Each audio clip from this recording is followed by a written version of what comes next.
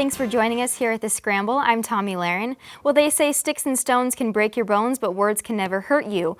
Well, on today's show, we'll take a closer look at how our everyday language and word choice shapes popular culture. Our case studies of choice include the NFL's recent proposal to impose a 15-yard penalty on the use of the N-word on the field. In keeping with semantics, we'll discuss the very recent campaign to ban the word bossy from popular language. Finally, we'll discuss law enforcement intervention as it relates to mental health warnings. Is a gut feeling reason enough to step in? But before we get cracking on these topics, I'd like to welcome and introduce our panel. First, we have Jason Hawley, a graduate student in Journalism and Media Studies. Next, we have Sarah Montez-Dioka, a graduate student in Journalism and Media Studies. We welcome Nakaya Berry, a junior in Journalism and Media Studies. And rounding out the panel, we have Jennifer Lease, also a graduate student in Journalism and Media Studies. Welcome, everyone. And as journalistically minded people, I expect you'll all have a lot to say about word usage topics, so let's get started. According to a group that monitors diversity in the league, the NFL is expected to adopt a rule that would penalize players for using the N-word on the field. This groundbreaking move would impose a 15-yard penalty with the first offense and game ejection on the second for players that use the racial slur. Reactions on this possible rule have been mixed. Seattle Seahawks cornerback Richard Sherman said the idea was, quote, an atrocious idea and almost racist to target a specific word. What are your guys' thoughts on this? I think it's funny. I wonder, what would they call the penalty? Personal foul? Or like... It's unsportsmanlike conduct is really what they would call it. Illegal use of the N-word. There's a flag. You know, that is what it would be. It would be, you know, titled unsportsmanlike conduct, but if they do hear those words, a 15-yard penalty would be imposed. So it can actually impact the outcome of the game. I think when I'm watching the game, I'm not trying to watch, who can speak the cleanest, and I'm not trying to have that effect on the game, you know? And my bets that I made on the game. Does it offend you personally if the players are using the N-word to refer to each other? I mean, it is a sensitive word. I mean, as viewers, we're not hearing what they're saying on the field like that. We're just watching the game and hearing the spokespeople. So, I mean, personally, when I'm watching the game, it doesn't offend me. While I'm watching the game. If you were in the place, and I like to open up to all of you guys, if you were in the place of the players and that word is being used referring to each other, whether it's supposed to be derogatory or not, do you think that we should have restrictions on word usage? No, Sarah, I don't. It's sports. I used to play high school sports. I've been a pretty consistent viewer of professional sports. I don't think we should, limit them on the words they use. A lot of these people or players use this word not even in a derogatory fashion. It's just a word that they grew up speaking or using. So, it's the same as banning for them saying the F word or for them calling another player another derogatory name. Are we going to ban it and draw or throw a penalty flag for every bad word that we hear on the field? So I think it's a waste of time, personally. I think maybe their intentions may be good, but at the same time, the NFL is leaning towards becoming a corporation and having robots basically instead of a natural game where they're in their natural state of being competitive with each other. And derogatory language sometimes is a part of that competitive sport, and if you're limiting them and how they could feel natural and comfortable, then they're going to not be as competitive in the game, and it's going to affect their play. It makes me kind of wonder, why now, actually. Okay. And it's kind of interesting because I know, with the Google Glasses that have come out where people can record things, instantly, and I mean, football is such a huge, huge thing. I mean, it makes you wonder, maybe, this is almost to curtail possible things in the future where they'd want to get cameras even closer, where you feel they are doing that now. Even closer and part of the action. So this may be something where viewers do not want to hear the F word. You're watching the football game. I mean, I don't have an issue with them banning it. What I do find kind of hilarious is some of the reports that I've read. One individual said that if they ban it and make these penalties, that the players, that they're going to only score 8 or 2 points, that the penalties are going to be so rampant, which is kind of ridiculous, which is kind of one of the most absurd things that I've heard, because, as soon as some players start getting penalties or getting thrown out of the game, I think you're going to stop using the F word. It's not the F word, though, it's the N word. Well, sorry, the N word. So I think that's really important to note. Maybe that is the point. Maybe if you're getting ejected, maybe then we'll start moving that word out of popular culture. Jason, what do you think? Well, if you, this is already in in place if you look at the PGA Tour for golf, the Professional Golfers Association. You know, the PGA Tour, if you're a professional golfer and you're using the F word, like Tiger Woods used to do so often when he would hit an errant drive or someone else, you would be fined. I don't know if the fine was $10,000, if it was 15 or 20.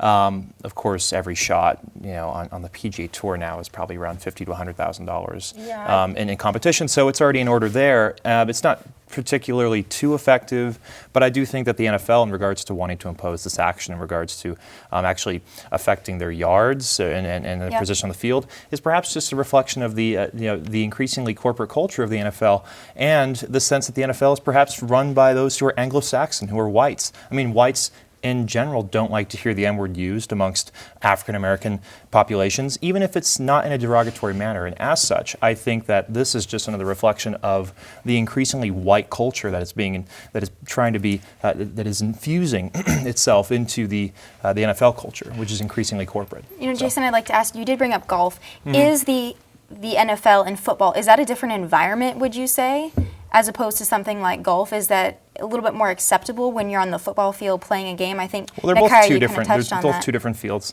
One is very intense in the cognitive sense. Golf is very intense emotionally, cognitively, in the sense that you have to maintain this very kind of stone-faced and very tempered nature about yourself to score well. On the other hand, in the NFL, there is some degree of likeness between the two. It is physically demanding, much more so than golf, but they are very similar in regards to their intensity, overall intensity. So you were asking about... I don't agree that they're similar in intensity, but I mean, I think it's much more reasonable to have a fine against a player because that's not affecting the game that I'm watching as a viewer, you know?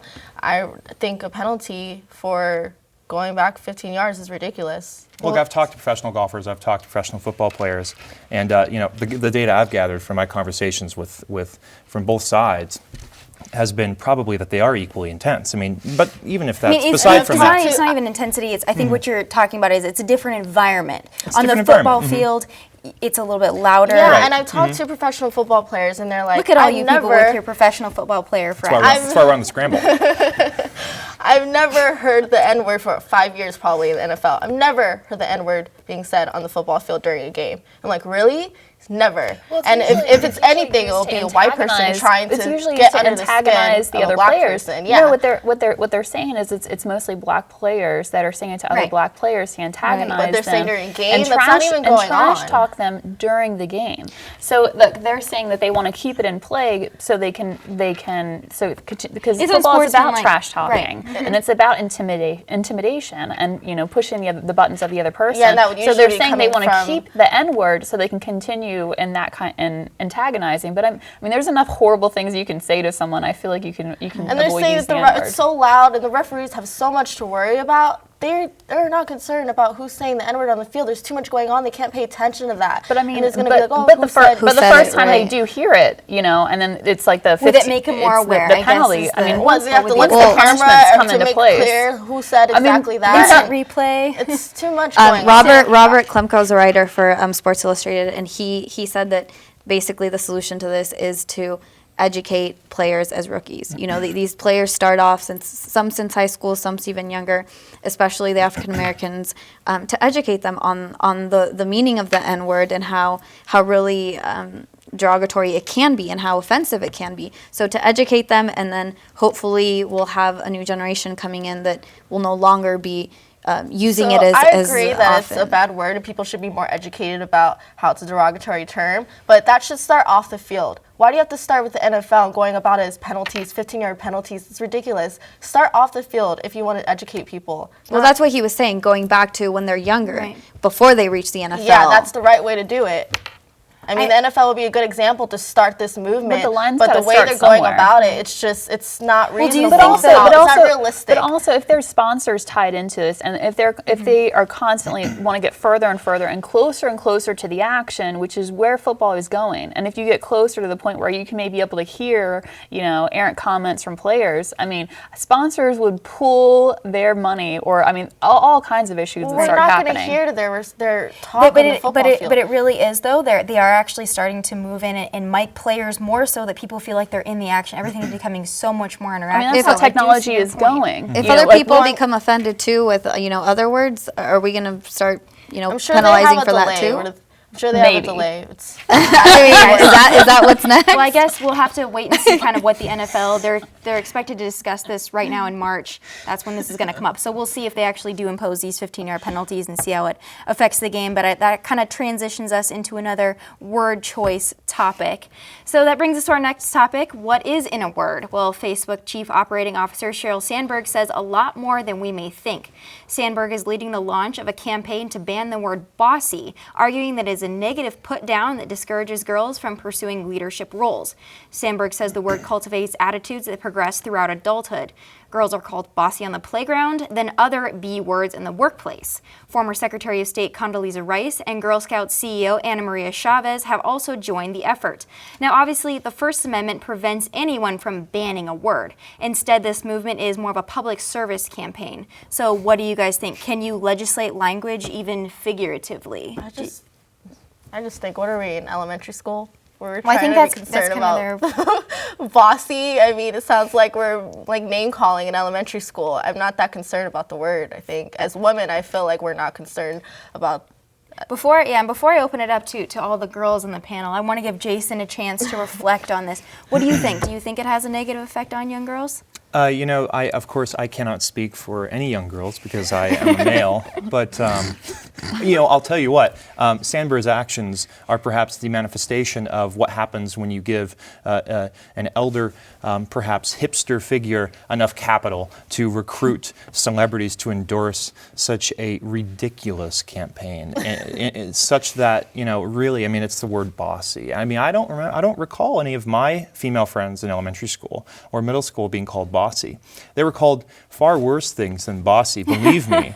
You call them those names. No, I did not endorse those names, but I was a witness to it. Sure. So. Well, I guess I would like to ask you girls. I know growing up, girls are generally more likely, and this is what Sandberg said as well, at the elementary school level, girls tend to be the natural leaders of the classroom. The boys tend to be messing around, and girls tend to take the lead on most of the projects. But they are called bossy by their teachers or by their classmates if they do pursue these roles. So I'd like to ask you girls, were you ever called bossy? I mean, I think we're all strong, powerful women here. I know I've been called bossy before. What about you, Jennifer? I mean, I'm sure I've been called bossy. But you don't remember it specifically? No, it's not Okay. something that sticks out for me. I'm not for this campaign. I think it's taking things to an extreme. Okay. Although I do understand. I do kind of understand like where they're coming from, because I believe little boys and little girls are socialized differently. Right. Where little boys are encouraged to be leaders, to be team players and take leading roles, whereas for women, not so much with like the leading roles. And you can really see that in a lot of like workplace interactions. Right. And although it has definitely gotten better in recent years, but just friends of mine who are, just 10 years older than me and having to deal with, serious discrimination because they're a strong woman and even being in management positions. And I've been in management positions too, and it's difficult as a female, and they're all talking about you behind their back. I mean, saying worse words than bossy. And she said other B words come up when definitely, a woman takes the lead. definitely other B words that women will take on that tend to be strong leaders, that are they tend to be called the other. We see that in stronger popular B culture word. too, in movies Yeah. as well. Sarah, I want to ask you what you bossy think. and the B word. I wouldn't necessarily be offended by being called that, and I think we're confusing things. Whereas leadership and bossy are two completely different roles. Okay. I went to an all-girls private high school, so for us it was like pushing women to take on these roles as leaders, and never misinterpreting it for bossy though. So I think that's where that comes from. Also, bossy is not gender specific, so guys can be called bossy too. Is that are they trying to ban that? This can be also kind of protecting women, like, oh, you're being called bossy, so let's ban that. I mean, girls are strong. Girls are, especially when they're successful women. Yeah, they maybe, I guess, belittled by men, or like she said, you know, they talk about you because you're in a management position and may not be able to take you seriously, but you kind of earn that. My favorite friend of mine told me this story where her boss told her why he liked women is because they're loyal like dogs. See, So and it's I've like, heard that as well. You know, women, they did a study, and this was actually part of this campaign to ban the word bossy, where young girls were asked in a school at the elementary school level, is it more important to be liked or is it more important to be respected? And all the little girls said it's more important to be liked. So I think that they're trying to connect This was a study? It was an informal study, but it was a study with young girls in an elementary school The setting. fact that it's informal pretty much sums up the whole thing. There is no formal research, serious research, which posits, which, contrary to the specious suppositions posited oftentimes in these casual layman type of publications, you know, there hasn't been serious research devoted to this idea of gender being associated with this term bossy. It's not there. And for Sandberg to put this much capital into a campaign puts a lot of confidence in this kind of this idea of hers that there is such an association. I don't think women are scared of being called the word bossy, like, oh, that's going to prevent me from going or trying out for this position. I don't want to be called bossy. I mean, a male could be called bossy if he's being bossy. It has nothing to do with gender.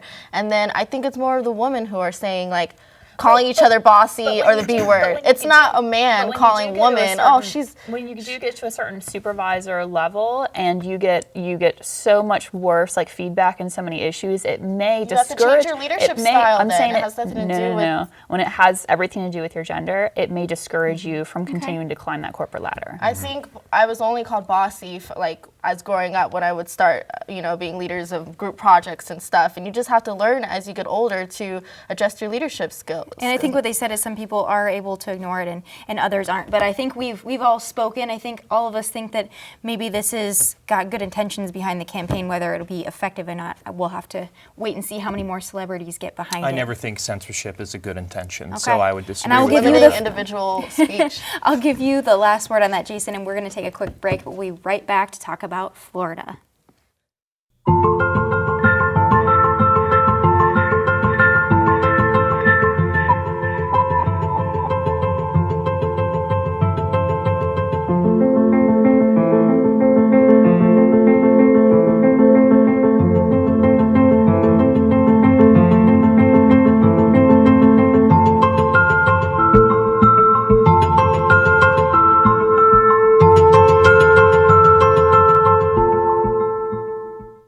Every year, millions of young women try to change the skin they were born with and say they die for darker skin. Sadly, some actually do. Change your thinking, not your skin. Stop tanning. Learn more at spotskincancer.org. Welcome back from the break, guys. Well, if you've been watching the news lately, you've probably seen the disturbing images of a Florida woman driving her SUV in the ocean to attempt to kill herself, unborn child, and 3 children. What you may not know is the day before the incident, family members contacted Daytona police, indicating they were concerned about her mental state when she began talking about demons. Daytona police stopped the mother's car earlier in the day. They said she appeared lucid but didn't meet the requirements of Florida's Mental Health Act of 1971, commonly referred to as Baker's Act.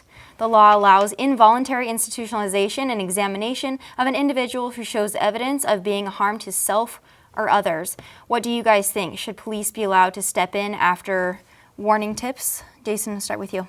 Well, yeah, this is referring to the Baker Act passed by Representative Baker and enacted in 2005, which allows authorities to basically take in any individuals who may appear to be harmful to themselves, to society, and of course they adhere to a pretty comprehensive definition of mental illness or what this may consist of. So the Baker Act itself, I think, is good. And I do not think that this individual should be demonized as she has been so often in the media as of late. I think that, of course, she did suffer domestic abuse, and because of that, she needs to be rehabilitated accordingly. Although she did perhaps, by the law, tried to commit murder or first-degree murder. I disagree with that. I do think that there should have been a re-examination of that ruling because she was under extreme distress. Perhaps she was abused for a period of time that was long enough that perhaps she developed a pretty serious mental disorder that yielded this action. So I disagree, and I think it's unfortunate that perhaps she'll spend the rest of her life in jail. Do you think, though, I mean, would it have been different, and Sarah, I'll ask you, would it have been different if she actually would have successfully killed her children and herself? Or would we be looking at it differently and saying police should have stepped in? Because that seems to always be the reaction. Sarah, what do you think? Yeah, I definitely think that, you know, they did pull her over. They did examine her. Apparently, there wasn't enough to hold her and take her in for further examination. However, they had her sister had called 2 days prior to this, you know, saying that she was talking about something about her children being demons or demonized or something of that sort. So when this happens, and they have on you know in public files that phone call on top of this, you know, what she tried to murder her children and herself.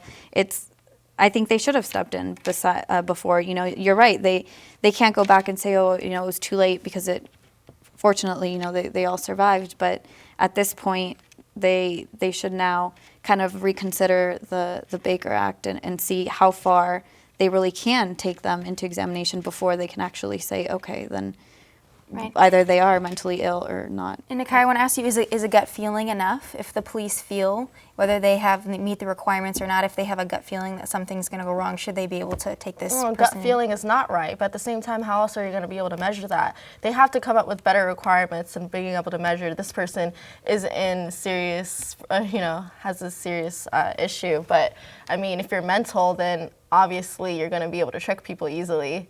But it's your family members and the people around you that would know you way better than being able to fake stuff or fake your personality in front of police. Well, they can't take you in unless you're a danger to yourself or other people. And, you know, the police did stop her, and we weren't there. You know, we don't know, you know, her response, what was said. You know, she may have been very convincing. What she actually did tell him is, she said, I'm taking my children to a better place. She said, we're going to go to an abuse shelter. And I don't know if she used the exact words that she was going to a domestic violence shelter, but she did tell the police that she was taking her children to a better place. And they assumed, especially with someone that has a history of being abused. You know, I mean, I would buy that story.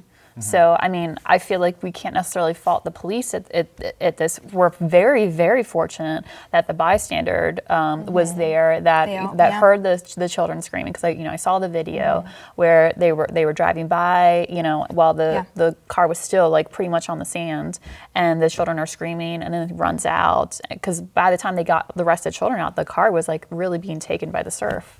You know, and they said too, the rescuer said when they approached the mom, she was trying to fight them, and they said her eyes were giant. She just looked possessed, and that's what a lot of people say that these men or women look like when they're in that state. So I guess they have to start, I mean, obviously if she looks like that, then you believe in that. And then so what, the police are like demon controlled now? Like they have to figure out. No, this is about the control of severe mental illness or mental disorders that develop over long periods of time. And I believe that, I'm not that I'm an MD or a psychiatrist, but perhaps this developed over a long period of time during the period in which she was abused.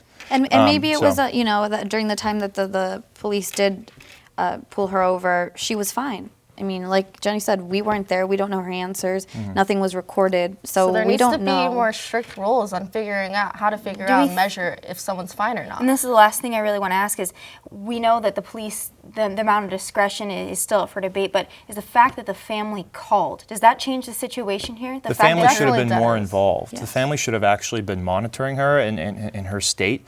Perhaps we don't know if this was reoccurring over a number of years, so they may have just brushed it off, but they should have been more involved because you know, she was undergoing abuse. I'm sure her family knew something about it. And I'm not sure all the laws in Florida, but I know in certain states, if a family member petitions a hospital and asks to get a family member examined, then that will happen in certain states. Not all states are similar. I think the family calling the police, the sister, right, calling the police, that's being really involved. I mean, how much more do you want? I mean, they can't do anything else to try to inform the police.